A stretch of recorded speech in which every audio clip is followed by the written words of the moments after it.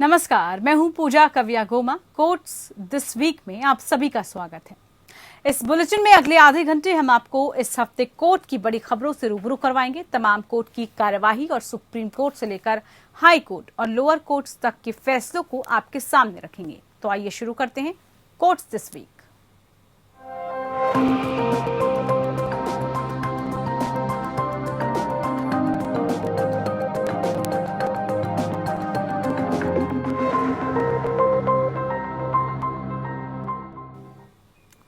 Cruise drugs party case में आरोपी king Khan के बेटे आर्यन फिलहाल जेल में ही रहेंगे। मुंबई के स्पेशल एनडीपीएस कोर्ट ने गुरुवार को इस मामले की सुनवाई के बाद फैसला सुरक्षित रख लिया। अदालत ने इस मामले की अगली सुनवाई के लिए 20 अक्टूबर की तारीख तय की है। आर्यन के साथ अरबाज मर्चेंट और मुनमुन धमीचा को भी 20 तारीख तक जेल में ही रहना होगा। क्रूज शिप ड्रग्स केस को लेकर आर्थर रोड जेल में कैद आर्यन खान की किस्मत पर गुरुवार को फैसला होगा। आर्यन खान की जमानत याचिका पर मुंबई के सेशंस कोर्ट में सुनवाई हुई। 2 दिनों तक कोर्ट में आर्यन खान के वकील और एनसीबी के वकील की तरफ से दलीलें रखी गई, लेकिन ये दलीलें इतनी लंबी चली कि वक्त कम पड़ गया। कोर्ट ने एनसीबी और आर्यन खान के वकील की दलीलें सुनने के बाद फैसला सुरक्षित रख लिया। इस मामले की अगली सुनवाई 20 अक्टूबर को होगी। इसी दिन आर्यन खान की जमानत पर फैसला सुनाया जाएगा।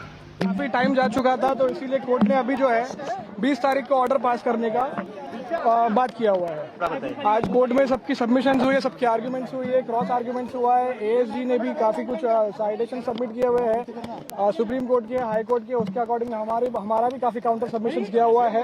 अब उसके हिसाब से लेट्स होप के जो भी रिजल्ट आए वो पॉजिटिव आए, तो इस चीज की उम्मीद है अभी। अगली तारीख 20 तारीख दी गई है। 20 तारीख को जज साहब ने ऐसा कहा है कि वो पूरी कोशिश करेंगे कि पूरा ऑर्डर वो तारीख को पास करेंगे। दलीलों के दौरान आर्यन के वकील अमित देसाई ने पूछा कि क्या ये लड़का आपको लगता है कि इंटरनेशनल ड्रग ट्रैफिकिंग में शामिल होगा? आप करिए अपनी जांच, लेकिन ये आरोप बिल्कुल ही गलत और बेबुनियाद है। आर्यन खान की बेल का एनसीबी ने पुरजोर विरोध किया। एनसीबी ने अपनी तरफ से मजबूत दलीलें पेश की। Drugs chat, international drug peddler संघ कनेक्शन और ड्रग ट्रैफिकिंग जैसे कई गंभीर आरोप आर्यन खान पर लगाए गए। एनसीबी के वकील ने आर्यन खान समेत बाकी आरोपियों के खिलाफ ठोस सबूत होने की बात कही। यह भी कहा कि अगर आरोपियों में से किसी को भी जमानत मिली तो केस के गवाह सबूत के साथ छेड़छाड़ हो सकती है। एनसीबी ने अपनी दलील में किसी बड़ी साजिश का अंदेशा जताया है और कहा कि साजिश में सीधे सबूत मिलना जरूरी नहीं है। एनसीबी ने यह भी कहा कि आर्यन खान ने भले ही ड्रग्स ने लिया और उनके पास ड्रग्स बरामद नहीं हुई, लेकिन उनके दोस्त अरबाज मर्चेंट के पास जो ड्रग्स मिला उसका आर्यन खान ही सेवन करने वाले हैं। जिन व्हाट्सएप चैट का हवाला देते हुए एनसीबी ने आर्यन पर साजिश का आरोप लगाया, उसके जवाब में वकील देसाई ने कहा कि आजकल के बच्चों की भाषा और इंग्लिश काफी अलग है। उनकी बातें एजेंसी को संदेहजनक लग सकती हैं। वकील ने कहा कि कस्टडी और न्यायिक प्रक्रिया में अत्यधिक एक्सपोजर एक निर्दोष व्यक्ति की छवि खराब कर सकता है। एनडीपीएस अधिनियम में अपराधों के लिए सजा बेहद लचीली है। ये इस बात पर निर्भर करता है कि अपराध के लिए जब्त ड्रग कितनी मात्रा में शामिल है। छोटी मात्रा में ड्रग्स जब्त से जुड़े उल्लंघनों के लिए जेल की सजा 1 साल तक हो सकती है। यह जुर्माना 10,000 रुपए तक हो सकता है या फिर दोनों हो सकते हैं। Bureau report.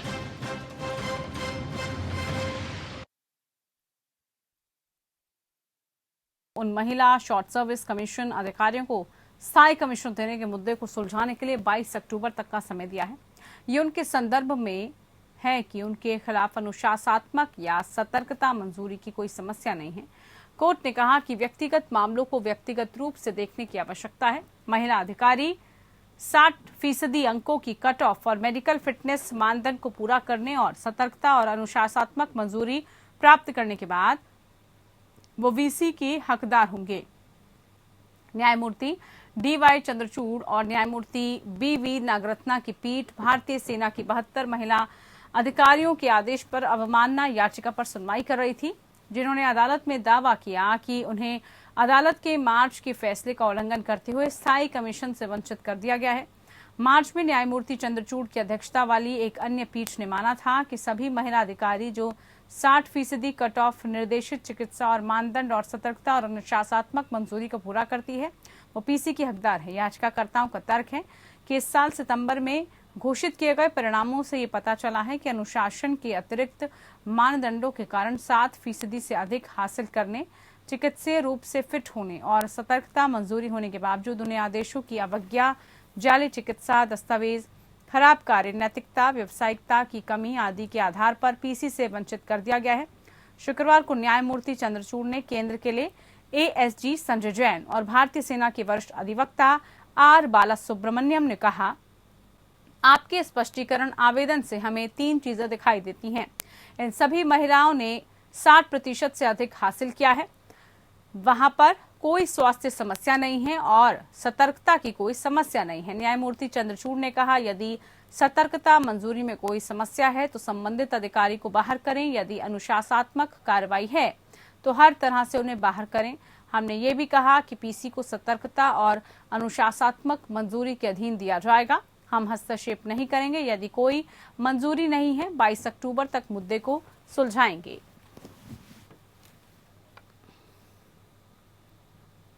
जेल में बंदियों को राहत देने के लिए और उनकी सुनवाई तेज करने के लिए सुप्रीम कोर्ट ने पहल की। कोर्ट ने कहा कि कानूनी सहायता अधिवक्ताओं द्वारा प्रतिनिधित्व किए गए दोषियों को सुनवाई में देरी न हो। सुप्रीम कोर्ट ने आपराधिक अपीलों के शीर्ष निपटान के लिए निर्देश जारी किए। सुप्रीम कोर्ट ने उच्च न्यायालयों के समक्ष लंबित दोष सिद्धि के खिलाफ दायर अपीलों के समय पर निपटान के लिए निर्देश जारी किए हैं, जिन्हें उच्च न्यायालय कानूनी सेवा समिति द्वारा देखा जा रहा है। न्यायमूर्ति SK कौल और न्यायमूर्ति MM सुंदरेश की पीठ ने कहा कि दिल्ली उच्च न्यायालय विधिक सेवा समिति द्वारा एक विस्तृत अभ्यास किया गया, जिसके तहत उसने दिल्ली उच्च न्यायालय में लंबित सभी आपराधिक अपीलों की सूची के साथ एक चार्ट तैयार किया और उच्च न्यायालय विधिक सेवा समिति और राष्ट्रीय विधिक सेवा प्राधिकरण द्वारा देखा जा रहा है।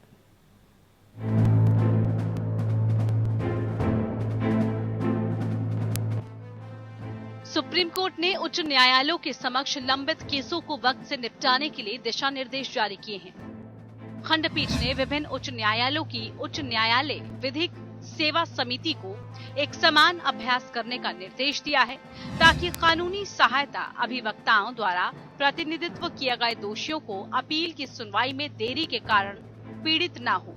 कोर्ट ने नालसा को इस अभ्यास की निगरानी करने का निर्देश दिया है। दिल्ली उच्च न्यायालय विधिक सेवा समिति को उन दोषियों के मामले को लेने का निर्देश भी दिया गया है जो निश्चित अवधि की सजा के मामले में आधे से अधिक सजा काट चुके हैं और उच्च न्यायालय के समक्ष जमानत आवेदन दाखिल करने की वैधता की जांच करते हैं। आजीवन सजा मामले में इसी तरह की कवायद करने का निर्देश दिया गया है, जहां 8 साल की वास्तविक हिरासत पूरी हो चुकी है। बेंच ने एक पायलट प्रोजेक्ट के रूप में निश्चित अवधि की सजा के मामले में दिल्ली और छत्तीसगढ़ के उच्च न्यायालय को दोषियों के संपर्क में रहने और ये पता लगाने के लिए कहा है कि क्या वो सजा को स्वीकार करने के लिए तैयार हैं और इसके आधार पर अपीलों के निपटान के लिए सहमत हैं। इसके अलावा बेंच के अनुसार आजीवन सजा के मामलों के संबंध में भी ऐसा किया जा सकता है, जहां सजा सुनाई गई व्यक्ति शेष सजा की छूट के हकदार हैं, चाहे वो अभी भी अपील करना चाहते हैं या सजा की छूट होगी ऐसे दोषियों के लिए स्वीकार्य हो। खंडपीठ ने स्पष्ट किया है कि निर्दोषों को उद्देश्यों का अपील के अधिकार से वंचित ऐसे दोषियों से जबरन स्वीकृति लेना या उन्हें स्वीकार करना नहीं है। वर्तमान विशेष अनुमति याचिका में याचिकाकर्ता ने 10 साल की सजा काट ली है और जुर्माने का भुगतान न करने के कारण एक डिफॉल्ट सजा काट रहा है। मामले की सुनवाई अन्य विशेष अनुमति याचिकाओं के साथ की जा रही है, जहां कोर्ट ने जेल की याचिकाओं के असामयिक विचार और निपटान, दोषियों की छूट के आवेदन और समय से पहले रिहाई आदि के मुद्दे पर संज्ञान लिया। न्यायमूर्ति SK कौल की अध्यक्षता वाली पीठ ने ये देखते हुए संज्ञान लिया कि रिहाई के मामलों पर समय पर विचार नहीं किया गया और कानूनी सहायता प्रदान नहीं की गई। न्यायालय ने नालसा से ये विचार करने के लिए कहा था कि क्या नशीले पदार्थों के मामलों में कोई नीति होनी चाहिए और यदि हाँ, तो किस प्रभाव से कम सजा के मामलों में कानूनी सहायता कैसे प्रदान की जा सकती है जब कारण उत्पन्न होता है, न कि वर्षों बाद आदि। अदालत ने नालसा और रजिस्ट्रार को जेल से सीधे सुप्रीम कोर्ट द्वारा प्राप्त मामलों के पहलू को सामने लाने के लिए कहा था, जो जेल मामलों के रूप में दर्ज हैं, लेकिन मामला दर्ज होने और कानूनी सहायता प्रदान करने के बीच एक समय अंतराल प्रतीत होता है। Bureau report.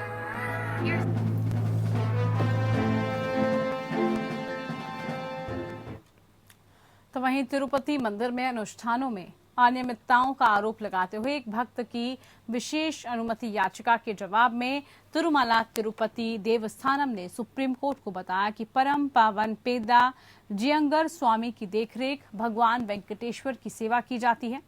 याचिकाकर्ता द्वारा दायर एक जनहित याचिका को खारिज करने के आंध्र प्रदेश उच्च न्यायालय के आदेश को चुनौती देने वाली विशेष अनुमति याचिका में हलफनामा दायर किया गया है, जिसमें टीटीडी को मंदिर में भगवान श्री वेंकटेश्वर स्वामी को अनुसंधान और सेवा करने की विधि को सुधारने के निर्देश देने की मांग की गई।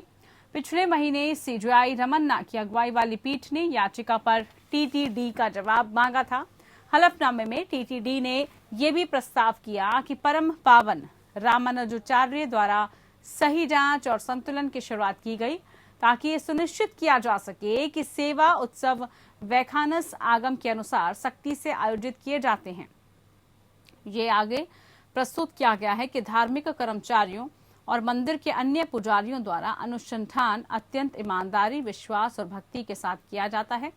हलफनामे में कहा गया ये प्रणाली हजारों वर्षों से चली आ रही है। टीटीडी समय समय पर एक अगमा सलाहकार समिति का भी गठन करता है, जिसमें अचरकों का मार्गदर्शन करने और विभिन्न धार्मिक मामलों में टीटीडी को सलाह देने के लिए वैखानस आगम में योग्य पंडित शामिल होते हैं।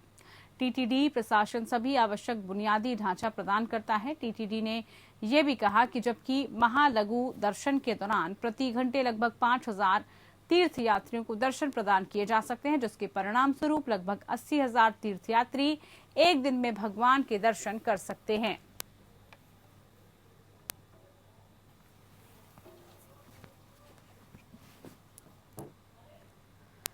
दिल्ली हाईकोर्ट ने राकेश अस्थाना की नियुक्ति को चुनौती देने वाली याचिका को खारिज कर दिया।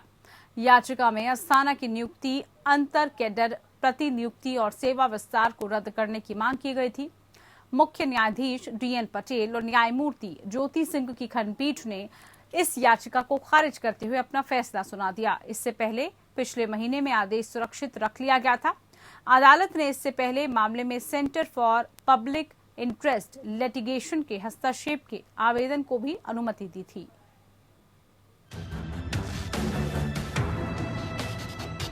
दिल्ली हाईकोर्ट ने राकेश अस्थाना की दिल्ली पुलिस कमिश्नर के रूप में नियुक्ति को क्लीन चिट दे दी है।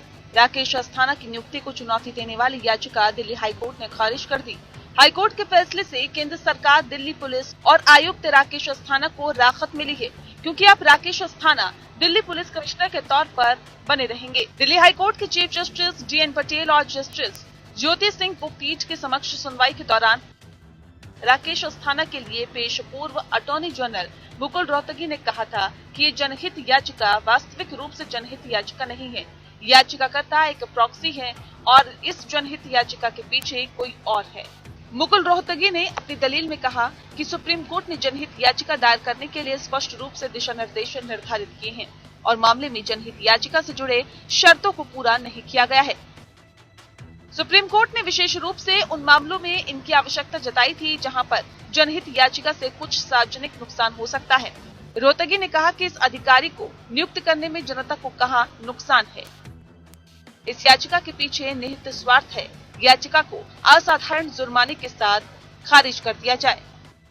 याचिका का विरोध करते हुए केंद्र ने दलील दी कि सुप्रीम कोर्ट का प्रकाश सिंह का फैसला दिल्ली पर लागू नहीं होता। सॉलिसिटर जनरल तुषार मेहता ने पिछले महीने अदालत में कहा था कि याचिकाकर्ताओं के पास राकेश अस्थाना के खिलाफ कुछ व्यक्तिगत प्रतिशोध हो सकता है, लेकिन जनहित याचिका इसको निपटाने का मंच नहीं है। रोहतगी बोले कि इस मामले में प्रकाश सिंह के फैसले को लागू नहीं किया जा सकता क्योंकि प्रकाश सिंह राज्य के डीजीपी की नियुक्ति से संबंधित है और दिल्ली एक पूर्ण राज्य नहीं है। केंद्र ने कोर्ट को अपने लिखित जवाब में ये कहा कि अस्थाना को राष्ट्रीय राजधानी में हालिया कानून व्यवस्था की स्थिति पर प्रभावी पुलिसिंग प्रदान करने के लिए लाया गया है।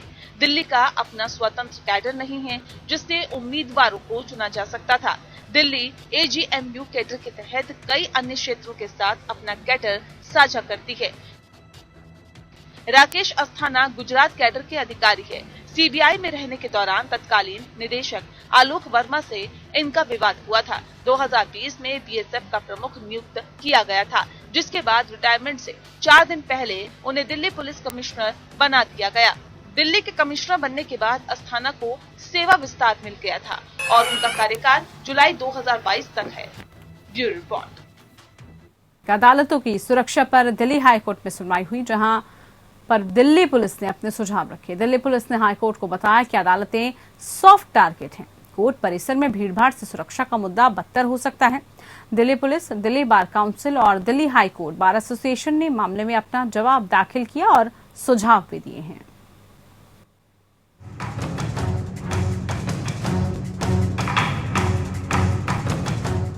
दिल्ली हाईकोर्ट में अदालतों की सुरक्षा मसले पर सुनवाई हुई। चीफ जस्टिस डीएन पटेल और जस्टिस ज्योति सिंह की खंडपीठ के समक्ष दिल्ली पुलिस ने ये प्रस्तुतियां दी, जिन्होंने रोहिणी कोर्ट में हाल में हुई गोलीबारी की घटना का स्वतः संज्ञान लिया था।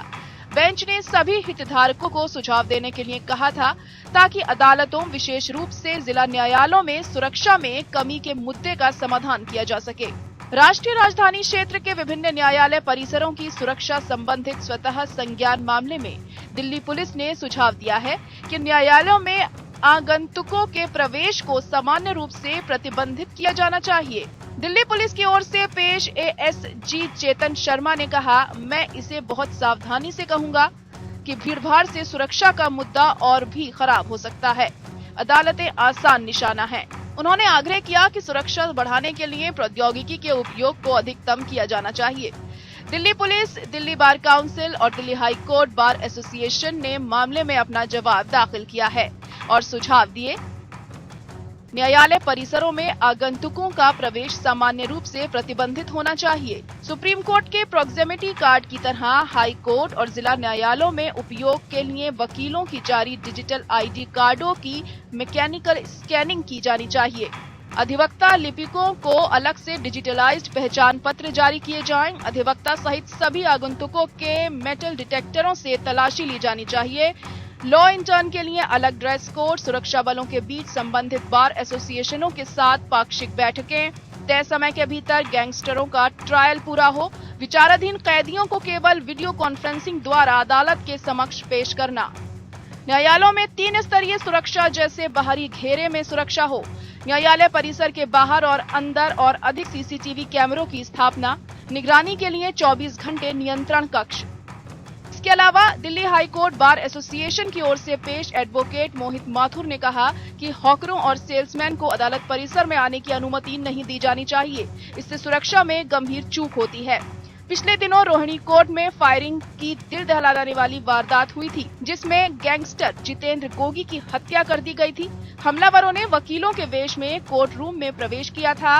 गोगी को कोर्ट रूम में लाते ही उन्होंने उस पर हमला कर दिया था। जिस वक्त गोलीबारी हुई थी, कोर्ट रूम में जज और अन्य स्टाफ मौजूद थे। Bureau report. जम्मू कश्मीर और लद्दाख के उच्च न्यायालय ने रिपब्लिक टीवी के प्रधान संपादक अर्नब गोस्वामी और पत्रकार के खिलाफ पीडीपी के वरिष्ठ नेता और जम्मू कश्मीर विधानसभा के पूर्व सदस्य नईम अख्तर द्वारा दायर मानहानि शिकायत को खारिज कर दिया। उच्च न्यायालय ने कहा कि मानहानि के अपराध का आरोप लगाने वाली शिकायतों के मामले में एक मजिस्ट्रेट की जिम्मेदारी है कि वो रिकॉर्ड की गई सामग्री की जांच करे।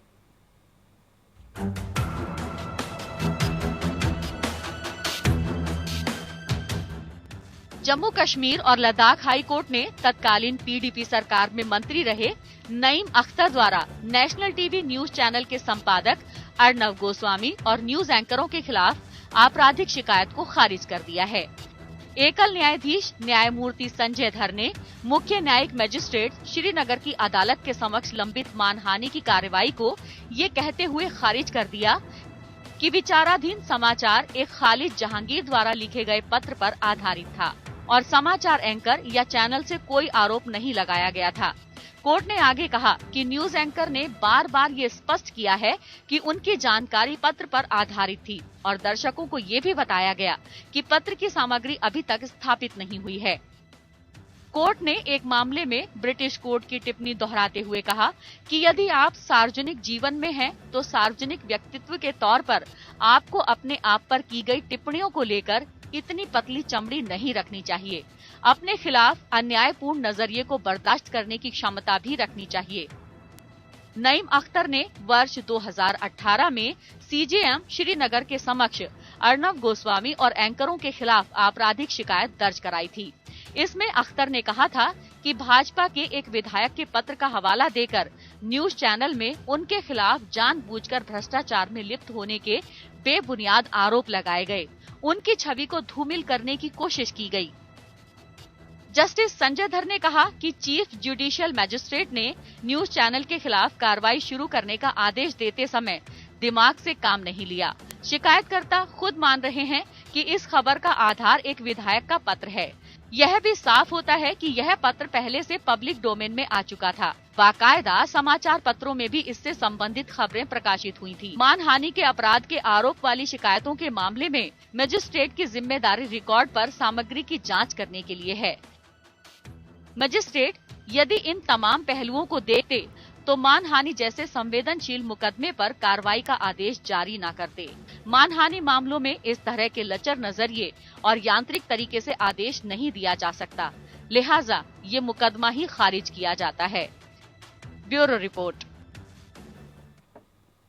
तो वहीं बॉम्बे हाईकोर्ट में एक जनहित याचिका दायर की गई। याचिका में PM care fund, trust deed और आधिकारिक वेबसाइट से प्रधानमंत्री नरेंद्र मोदी का नाम और छवि हटाने का निर्देश देने की मांग की गई।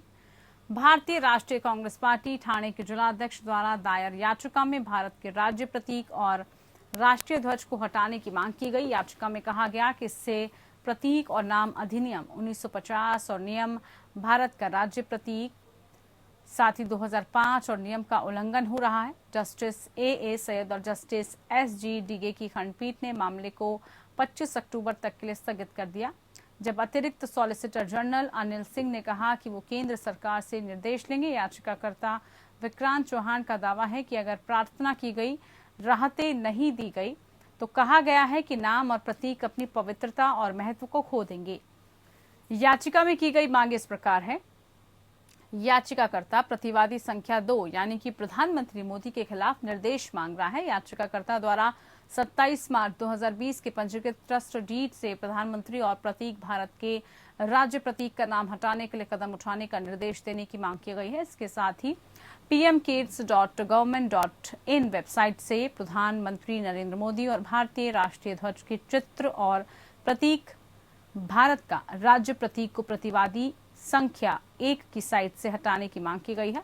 याचिका में कहा गया है कि प्रधानमंत्री केयर्स फंड प्रधानमंत्री नरेंद्र मोदी के अध्यक्ष के रूप में बिना किसी बजटीय समर्थन के एक चैरिटेबल ट्रस्ट होने का दावा करता है।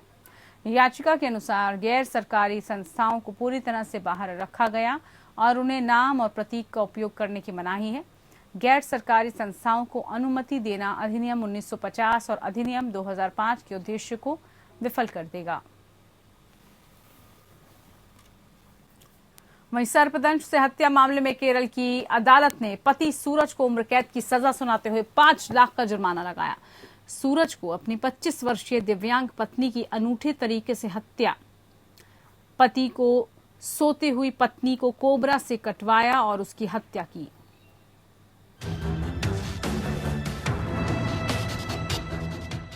केरल की एक अदालत ने बुधवार को सूरज को उम्र कैद की सजा सुनाई और अपनी 25 वर्षीय विकलांग पत्नी उथरा की हत्या के लिए 5 लाख रुपए का जुर्माना भी लगाया है। न्यायमूर्ति मनोज M की अध्यक्षता में अतिरिक्त सत्र न्यायालय कोलम ने इस अनूठे मामले में सजा सुनाई। इससे पहले अदालत ने सूरज S कुमार को अपनी पत्नी को मारने के इरादे से जहरीले सांप से कटवाकर हत्या करने का दोषी ठहराया था। मई 2020 में जो घटना हुई वह सूरज की अपनी पत्नी को सांप से मारने की दूसरी कोशिश थी। उनका पहला प्रयास असफल साबित हुआ था, लेकिन उसी की रिपोर्ट ने सूरज के खिलाफ मामला मजबूत किया। अदालत ने सोमवार को सूरज को भारतीय दंड संहिता की धारा 302 हत्या, 307 हत्या का प्रयास, 328 जहर से चोट पहुंचाना और 201 अपराध के सबूतों को गायब करना के तहत दोषी पाया था। सुनवाई के दौरान अधिवक्ता जी मोहन राज के नेतृत्व में अभियोजन पक्ष ने मृत्युदंड की मांग की थी। मार्च 2020 में तत्कालीन 27 वर्षीय सूरज ने पहली बार सोते हुए उथरा पर एक जहरीले भूखे सांप को रखकर अपनी पत्नी की हत्या करने का प्रयास किया था, लेकिन वह उस हमले से बच गई थी। हालांकि सूरज मई 2020 में अपने दूसरे प्रयास में सफल रहा, जब उसने एक घातक भारतीय कोबरा का इस्तेमाल किया। इस बार उथरा, जो अपने जीवन के पहले प्रयास से उबर रही थी, ने कोबरा के घातक तरीके से काटने के कारण दम तोड़ दिया, जबकि सूरज के परिवार ने शुरू में इस घटना को एक प्राकृतिक सर्पदंश के रूप में खारिज करने का प्रयास किया। उथरा के परिवार ने पुलिस में शिकायत दर्ज कराई और दहेज उत्पीड़न का आरोप लगाया। जांच में सुरेश नाम के एक सांप हैंडलर की गिरफ्तारी हुई, जो सरकारी गवाह बन गया और उसने सूरज को दोनों सांपों की आपूर्ति करने की बात स्वीकार की। पूछताछ के दौरान सूरज ने अपना गुनाह कबूल कर लिया और कहा कि उसका मकसद आर्थिक फायदा उठाना था। आरोपी ने पूछताछ के दौरान अपना अपराध कबूल कर लिया और स्वीकार किया कि उसने अपनी पत्नी को मारने के इरादे से 2 सांपों को बिना खिलाए एक जार में रखा था। बाद में दोषी पति और उसके पिता, माता और बहन को भी उथरा के सोने के लगभग 38 सिक्कों को बरामद करने के बाद गिरफ्तार किया गया, जो उनके आवास के पीछे एक रबड़ की संपत्ति में दफन पाया गया था। रिपोर्टों के अनुसार राज्य पुलिस ने विभिन्न विशेषज्ञों की सहायता से एक विस्तृत जांच की और यहां तक कि सांप के काटने को फिर से बनाने और प्राकृतिक सर्पदंश और प्रेरित सर्पदंश के बीच के अंतर को समझने के लिए एक डमी का इस्तेमाल किया। सूरज और उसके परिवार के खिलाफ घरेलू हिंसा के अन्य संबंधित मामले और वन विभाग द्वारा दर्ज एक मामला अभी भी लंबित है। Bureau report. चलिए, इसी के साथ खास पेशकश में फिलहाल के लिए इतना ही। नमस्कार।